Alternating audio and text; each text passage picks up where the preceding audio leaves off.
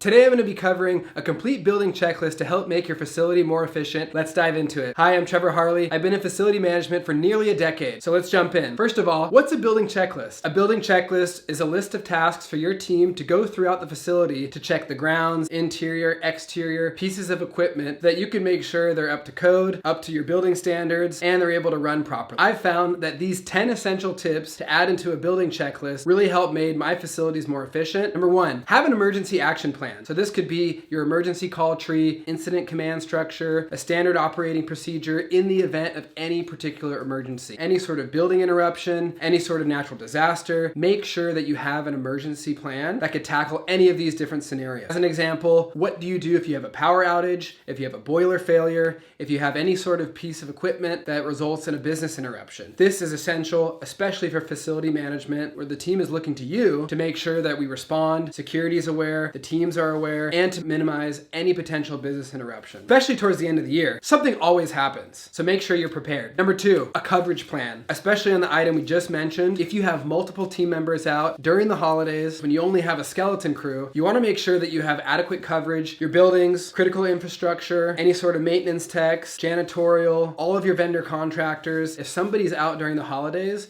you want to make sure that there's somebody there to back them up. This is essential, especially if there's an emergency response. You want to make sure that there's coverage, that they've been trained on the emergency action plan, and that you have enough folks to staff your buildings accordingly. Number three, especially towards the winter months, you want to make sure that your roof is in good condition. This is like the hat of your building. So you want to make sure that you've done a full leak inspection. Ask yourself, how's the surface and the membrane? How old is the roof? What's the warranty period? Are there any membrane seams, deterioration? Do you have birds camping up on your roof? Is there any trash accumulation, leaves, debris, any exposed piping? And are your drains, vents, and gutters all clean? Number four, check the condition of your boiler. Especially as we get to the colder months and winter, you want to make sure that you can heat your building appropriately. Additionally, make sure there's some redundancy. Do you just have one unit? If that goes down, what's going to happen? Do you have two units? The secondary unit working? In case of any failures, electrical outages, are all the connections okay? What is the quality like of your insulation? Are there any pipe leaks? Are your gauges functioning properly? And has there been any corrosion or any leaks in the past? Number five, if you're in some of the colder climates, make sure that your sprinkler lines are flushed out. Winterize your greenhouse irrigation systems, drain your wall hydrants, and make sure that any of your freeze or heat pumps are working properly, as well as any heat tape that's applied to your rooftop units. Plan for any snow removal, how would the parking lot access work, and make sure that you have plenty of salt for ice melt. Number six, your generator. This is a big one. Definitely make sure to check this out, especially if there's any power outages. You want to make sure that this can kick on and run properly. When checking your generator, you want to make sure that the fuel is fully topped off, that the indicator panel's working, any inspections that you need to do, this is a good time to do it. Make sure you log the runtime, make sure you audit and validate what systems that generator backs up, and definitely make sure that you have ease of access, emergency lighting, and anything that will help you access that generator in the event of an emergency. Additionally, end of the year is a pretty good time to do some maintenance on the generator. If your office is typically on the lower attendance side, you'll be able to do a full shutdown. Maybe you need to do your annual maintenance, or if you need to access important switchgear, UPS maintenance, anything that's associated with your backup power, this would be a good time to do it. Number seven, make sure that you have a plan for your trouble units. So these are your recurring repairs, the assets that you have. Maybe it's a rooftop unit, a boiler, maybe it's a trouble heat pump, anything that you know continues to break down or that has a reputation. You want to make sure that you have a game plan in the event this fails. So if you have a unit that maybe is just struggling along, maybe it's just limping towards the end of the year, make sure that you have critical spare parts on hand so that you can address any of those issues if they come up. The last thing you want is having to wait for a part during the busiest holiday season. Do a quick trip to Home Depot and pick everything up. Especially for those offices that are in colder climates, there's always going to be that one unit that breaks down on the coldest day. So make sure you have a response plan for that. Make sure you have the appropriate vendor contacts, the emergency call list, and kind of that incident command structure that we went over. Number eight, with daylight savings, make sure that all your exterior lighting is up to snuff. All of your parking lights, walking pathway lights, soffit lights, generator lights, anything that will help provide occupants more visibility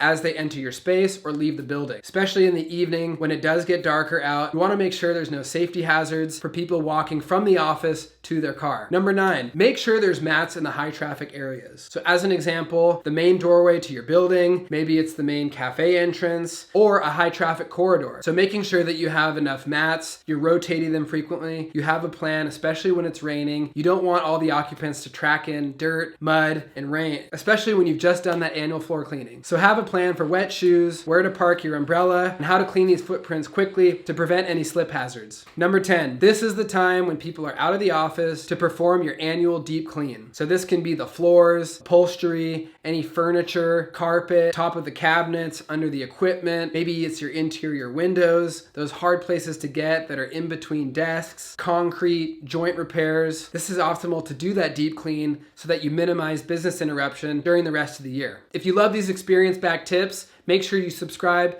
I come out with new videos each week. Thanks for watching, and I'll see you in my next video.